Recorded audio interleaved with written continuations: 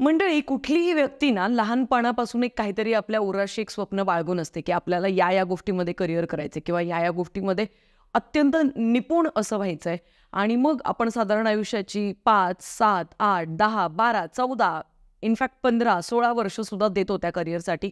आणि मग आपण एका अशा लेवलवरती जाऊन पोहोचतो जिथे आपलं सगळीकडे कौतुक होत असतं आणि आपल्याला सगळ्यांकडनं खूप छान छान वाहवाही मिळत असते. आणि त्याच्यामुळे काय होतं की माणसामध्ये ना हळूहळू थोडासा एक अहंकार चढू लागतो. त्याला असं वाटायला लागतं की कभी कभी लगता है कि आप उन्हीं भगवान है किंवा मीच सगळ्यात श्रेष्ठ आहे, अशी जी भावना येते ना, तर ती बेसिकली अहंकाराला जन्म घालते. आता मी एवढं सगळं का सांगते, कारण का फुलवंती हा जो सिनेमा आहे याच्यामध्ये आपल्याला 2 अत्यंत महत्त्वाच्या व्यक्ती दिसतात. एक सगळ्यात पहिली व्यक्ती म्हणजे कश्मीर महाजनी याने जे पात्र साकारलंय व्यंकटध्वरी नरसिंह शास्त्री यांचं. म्हणजे ऑफकोर्स ती व्यक्ती ज्यांनी शास्त्रामध्ये खूप जास्त सखोल अभ्यास केलेला आहे आणि त्यांच्याकडे एक आदर्श व्यक्ती म्हणून बघितलं जात आहे समाजाकडनं. त्याचबरोबर दुसरीकडे आहे प्राजक्ता माळी, जिने फुलवंतीची भूमिका साकारलेली आहे.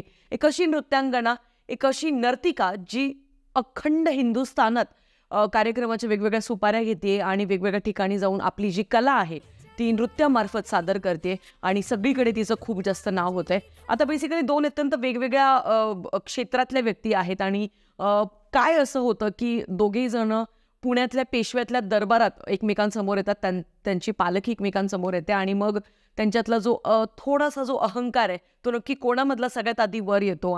कुठल्या तरी साध्या पालखीसाठी तुम्ही माझा शाही मेना थांबवला. वेदांत सूर्य व्यंकटध्वरी नरसिंह शास्त्री आहेत ते. ज्यावेळेला आपल्या अनुभवापेक्षा आपला अहंकार मोठा होऊ लागतो ना, त्यावेळेला त्या माणसाची जी प्रगती असते ती थांबते आणि मग खरं युद्ध सुरू होतं. भर दरबारात तुमच्या या महापंडिताला आव्हान देते मी. ती नाचणार आणि मी बखवाज वाजवणार, हे प्राक्तन कोणीही बदलण्याचा प्रयत्न करू नये. तर आता इथे युद्ध जे आहे बेसिकली ते 2 व्यक्तींमध्ये आहे. म्हणजे एक पैज लागते. ती पैज का लागते, कोण लावतं, त्यातल्या अटी काय काय असतात आणि कुठे ती पैज लागते, कशासाठी ती पैज लागते, कुठलं ते एक महत्त्वाचं कारण ठरतं ज्याच्यामुळे ही पैज लावली जाते, हे सगळं काही तुम्हाला फुलवंती या सिनेमामध्ये पाहायला मिळणार आहे. सो कास्टिंगबद्दल बोलायचं झालं तर आता कश्मीर महाजनी एक असं पात्र कश्मीरने साकारलंय जे पात्र मला असं वाटतं की अत्यंत समर्पक ठरलंय त्याच्यासाठी, कारण का अत्यंत सुंदर आणि आउटस्टँडिंग परफॉर्मन्स त्याने दिलेला आहे थ्रू आउट द फिल्म. आणि इथून मागे आपल्याला कश्मीर खूप वेगवेगळ्या एक दरारा रुबाब असणाऱ्या भूमिकांमध्ये दिसला, पण आत्ता या चित्रपटामध्ये त्याची थोडीशी भूमिका एक ऑपोजिट आहे की जिथे तो फार कमी बोलतोय पण त्याचे डोळे खूप जास्त बोलतात आणि त्याहूनही महत्त्वाचं की त्याच्या शब्दांना फार जास्त किंमत आहे. त्याच्यामुळे त्याचे शब्द तो फार जपून बोलतोय आणि फार कमी बोलतोय. सो या पद्धतीची भूमिका ओव्हरऑल त्याची आहे आणि अत्यंत सुंदररित्या त्याने ती पार पाडली आहे. सो फुलवंतीचं ज्यावेळेला ट्रेलर आणि टीजर आलं होतं त्यावेळेला बऱ्याच लोकांचं असं पण म्हणणं होतं की यार प्राजक्ता माळीला नव्हतं घ्यायला पाहिजे, पण मला असं वाटतं त्या सगळ्या लोकांना तिने तिच्या अभिनयातनं उत्तर दिलेलं आहे. आणि मी आधीपासून पॉझिटिव्ह होते तिला घेऊन, बिकॉज मला माहिती आहे ती एक उत्तम अँकर तर आहेच, पण उत्तम नृत्यांगना सुद्धा आहे आणि अजूनही महत्त्वाचं की ती एक उत्तम अभिनेत्री सुद्धा आहे. सो आता या दोघांच्या व्यतिरिक्त इतरही जेवढेही कलाकार आपल्याला सिनेमामध्ये दिसतात, म्हणजे मग स्नेहल तरडे, ऋषिकेश जोशी, क्षितिज दाते, प्रसाद ओक, मंगेश देसाई, हे सगळ्यांनी मला असं वाटतं यांच्या वाट्याला जेवढ्या लेन्सचा रोल आला ना, यांनी आपला जीव ओवाळून टाकलाय त्या रोलसाठी. आणि इतके समर्पक असं काम सगळ्यांनी केलेलं आहे जे त्यांच्या वाट्याला आलं त्यांनी ते अत्यंत सुंदररित्या निभावलंय आणि त्याची प्रचिती आपल्याला सिनेमा बघताना डेफिनेटली येते. आणि आता मराठी सिनेमासृष्टीकडनं हा एक असा चित्रपट आलाय यंदाच्या वर्षी फुलवंती, जो मला असं वाटतं आत्तापर्यंतचं जे मराठी सिनेमासृष्टीवरती आरोप लावले जायचे की बजेट चांगलं नसतं, चांगलं पिक्चरायझेशन करत नाहीये, कॉस्ट्युम्सवरती makeup, set designs, production value, cinematography, colour grading, या सगळ्या गोष्टींबद्दल अजिबात सिरियस नाही आहेत मराठी सिनेमासृष्टीतली माणसं आणि उगाच काहीतरी थातुरमातुर सिनेमे बनवायचे म्हणून बनवत आहे. तर या सगळ्या गोष्टींना तडा देत फुलवंती आपल्या सगळ्यांसमोर सज्ज आहे थिएटर्समध्ये. सो आता मला एक गोष्ट समजते की आता नवरात्रीची 8वी माळ, 9वी माळ आणि दसरा आहे, त्याच्यामुळे या गोष्टींच्या गडबडीमुळे कदाचित तितका फुटफॉल आपल्याला सध्या दिसत जरी नसला, कारण का ज्यावेळेला मी बघायला गेले त्यावेळेला एक साधारण 20 ते 22 माणसं आली होती फुलवंती बघायला. सो त्यावरनं मला ते समजलं की साधारण दसरा गेल्यानंतर रविवारपासून बऱ्यापैकी हाईक मिळेल, 1 नंबरला सुद्धा मिळेल आणि फुलवंतीला सुद्धा मिळेल. सो हा माझा अंदाज आहे. आता बघूया काय कसं चित्र आपल्या सगळ्यांना दिसतंय. पण ओव्हरऑल आत्ता जेवढं काही मी कौतुक केलंय ते मला असं वाटतं सगळ्या गोष्टींचं ते कौतुक व्हायला हवं, कारण फार कमी असे सिनेमे बनतात जे आपल्याला नेत्रसुख देतात आणि चुका काढण्यासाठी ना तिथे काहीच शेष राहत नाही.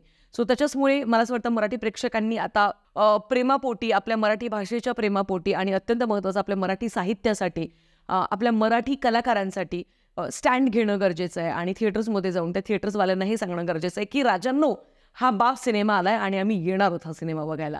सो आता पटापट चर्चा करूया फुलवंतीच्या पॉझिटिव्ह गोष्टींबद्दल आणि निगेटिव्ह गोष्टींबद्दल. पॉझिटिव्ह गोष्टींबद्दल बोलायचं झालं तर सगळ्यात आधी म्युझिक. अविनाश विश्वजितचं म्युझिक आहे आणि ट्रस्ट मी जेन्युअनली सांगते 3 गाणी मध्यंतरापर्यंतच तुम्हाला बघायला मिळतात, पण 3ही गाणी इतकी सुंदर त्यांनी रचलेली आहेत, इतकी सुंदर गायलेली आहेत. इनफॅक्ट बॅकग्राऊंड स्कोअरसुद्धा, म्हणजे थ्रूआउट द फिल्म तुम्हाला तो एंटरटेन ठेवतो आणि गाणी अशी आहेत ना की तुम्ही बघतच राहत बसता अगदी. सो इतकं सुंदर सगळं काही टिपलेलं आहे. जर का आपण सिनेमॅटोग्राफीबद्दल बोलायचं झालं तर कलर ग्रेडिंग जी आहे ती मला भयानक आवडली आहे. आणि ज्या पद्धतीचा लाईटिंगचा वापर केलेला आहे, स्पेशली काही सीन्स आहेत जे वाड्यातले आहेत, म्हणजे जिथे बाजीराव मस्तानीचा थोडासा एक रेफरन्स दिलेला आहे. सो तिथलं फार स्पॉयलर्स देत नाही आहे, पण तिथलं जे कलर ग्रेडिंग केलेलं आहे आणि जे लाईटिंग ज्या पद्धतीने वापरली आहे ती मला खूप जास्त आवडली. आणि तो एक मला असं वाटतं एक थोडासा चेरी ऑन द केकचा जो एक क्षण असतो ना, तेवढा तो एक सेगमेंट आहे संपूर्ण चित्रपटाचा. सो मला ते काम खूप आवडलं. नक्की काय झालंय? हिंदवी स्वराज्य माझ्या राजाचं होतं. त्यांच्या दरबारात आया बहिणींना मान सन्मान दिला जायचा. या दरबारात मिळणार आहे का तुम्हाला? भाषेची श्रीमंती असेल, त्याच्याबरोबर 17व्या शतकातली माणसं, शास्त्रीय संगीताची त्याला एक अत्यंत सुंदर अशी साथ, आणि सगळ्यात महत्त्वाचं तर हास्य जत्रेची टीम आपल्याला संपूर्ण याच्यामध्ये दिसते. समीर चौगुले, पृथ्वी प्रताप, चेतना भट, वनिता खरात, आणि हे सगळेजण आपल्याला दिसतात चित्रपटामध्ये. मध्ये थोडंसं कोथिंबीर जे आपण वरतून शिंपडवतो ना कुठच्याही भाजीमध्ये, आणि मग तिचा जो एक सुंदर असा वास येतो कोथिंबीरीचा, आणि दिसायला पण छान दिसते. अगदी तसंच हास्य जत्रेच्या सगळ्या कलाकारांनी त्यांचं छोटं योगदान दिलंय, पण ते बघून भारी वाटतं.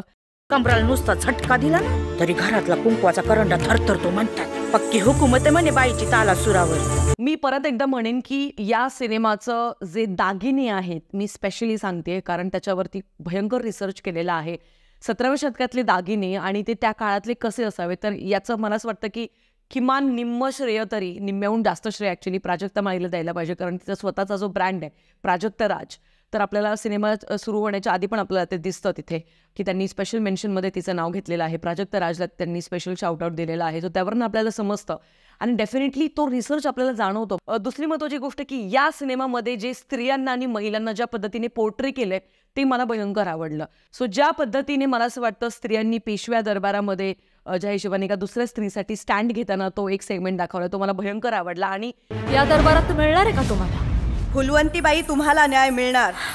याच एका गोष्टीचा मला प्रचंड अभिमान आहे की संपूर्ण भारतामध्ये वेगवेगळ्या संस्कृती जरी असल्या, प्रत्येक ठिकाणची वेगवेगळी संस्कृती आहे, प्रत्येक ठिकाणचं वेगवेगळं कल्चर आहे, पण आपला महाराष्ट्र जो आहे ना, इथल्या स्त्रियांना आधीपासूनच खूप जास्त त्यांची मतं किंवा त्यांच्या ओपिनियनसाठी व्हॅल्यू दिली जायची, आणि ती गोष्ट अगदी खूप सुंदररित्या या सिनेमामध्ये त्यांनी दाखवलेली आहे. ते बघून मला खूप भारी वाटलं. आणि सगळ्यात शेवटचा आणि सगळ्यात महत्त्वाचा मुद्दा जो या सिनेमाचा सगळ्यात मोठा प्लस पॉईंट ठरणार आहे, या सिनेमाचा स्क्रीन प्ले अत्यंत क्रिस्पी आहे, ऑन पॉईंट आहे. सिनेमात कुठेच तुम्हाला असं वाटत नाही की यार काय चाललंय पुढे आणि उगाच रटाळवानं, म्हणजे खूप जास्त कंटाळा येतो, असं काहीच होणार नाही. कुठलाच सीन स्ट्रेच केलेला नाहीये, एकदम ऑन पॉईंट. जो सीन जितक्या लेंथला असायला पाहिजे होतं, माझ्या हिशोबाने 2.25 तासांचा सिनेमा आहे. ओव्हरऑल मध्यंतर वगैरे सगळं पकडून तुम्हाला फक्त 2.5 तास मोजायचे आहेत. And trust me, it's worth watching the film. So overall माझा हा एक रिव्ह्यू आहे. आता तुम्ही म्हणाल की निगेटिव्ह गोष्टी काय, लिटरली आज एकच गोष्ट निगेटिव्ह होती, पण मला ती नाहीच मांडायची आहे कारण ती अत्यंत किरकोळ आहे. सो ओव्हरऑल मी या सिनेमाला देईल 4 स्टार्स आउट ऑफ 5. बाकी तुमचं काय मत आहे फुलवंतीला घेऊन हे मला कॉमेंट सेक्शनमध्ये कळवायला विसरू नका. वेल भेटूया पुढच्या व्हिडिओमध्ये. तोपर्यंत काळजी घ्या. Peace out.